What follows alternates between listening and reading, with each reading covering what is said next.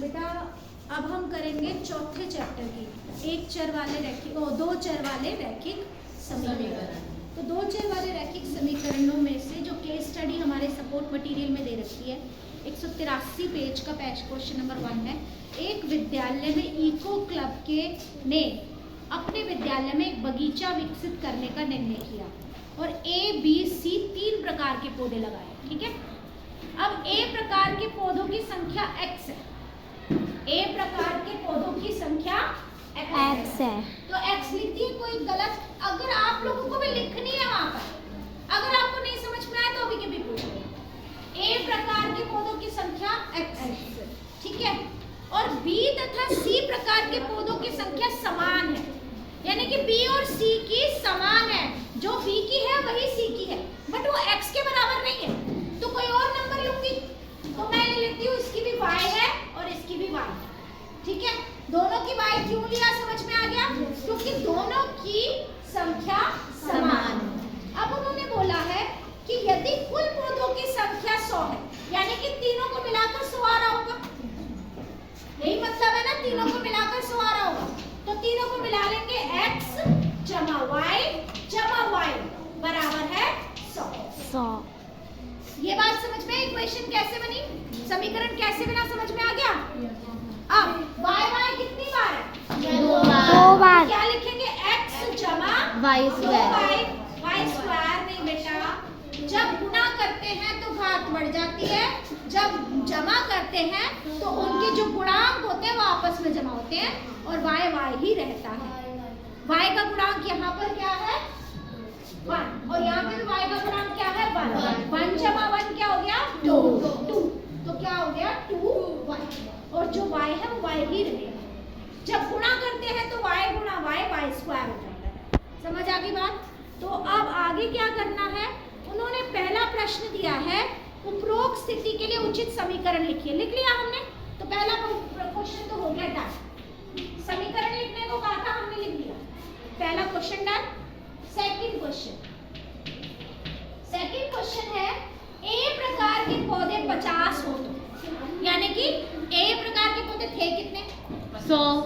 A प्रकार के पौधे 100 थे, x थे। तो उन्होंने कहा है A प्रकार के पौधे 50 हो तो इसका मतलब क्या है?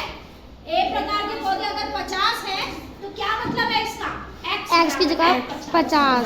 x की जगह पे हमें क्या डालना है? 50 तो जमा 2y। आपको वैल्यू डालनी सिखाई है ना? हाँ। x की जगह 50, जमा की जगह जमा, 2 की जगह 2, y की जगह बराबर की जगह बराबर 100 की जगह 100। अब ये 50 पहले उधर चला जाएगा। Yes ma'am. 2y बराबर है 100 घटा 50 और 2y बराबर है 100 में से 50 गया 50। अब ये y और 2 आपस में क्या हो रहे हैं? गुणा। 2 उधर जाके क्या हो जाएगा? भाग। y बराबर है 50 बटा 2। भाग करोगे तो y बराबर है 25।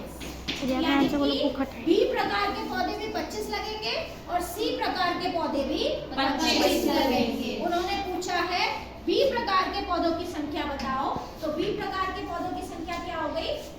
B प्रकार के पौधों की संख्या बराबर है 25। प्रकार के पौधों की संख्या बराबर है 25। समझ में आ गया 25 कैसे है? Yes ma'am.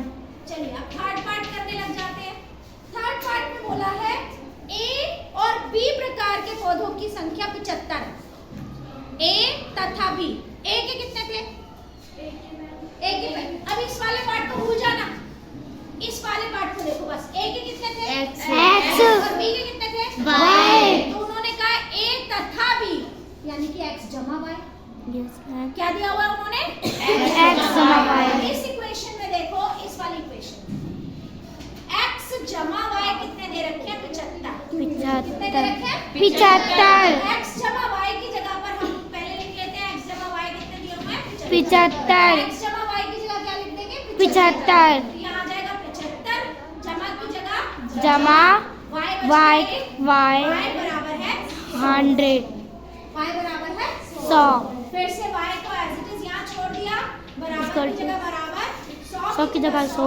75 हो जाएगा तो क्या हो जाएगा? घटा 75। y बराबर है, फिर से क्या आ गया?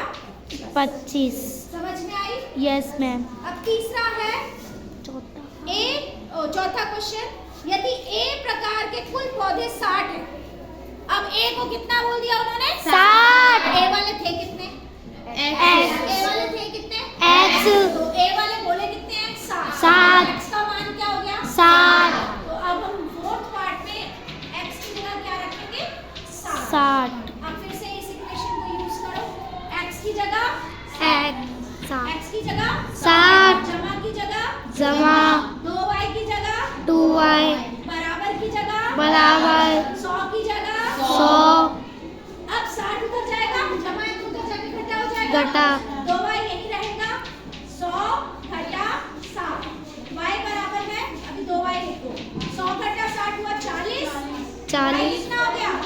40 बटा 2, बहुत y बराबर है 20। तो C प्रकार के पौधे कितने हुए? 20. पौधे थे कितने? y Y.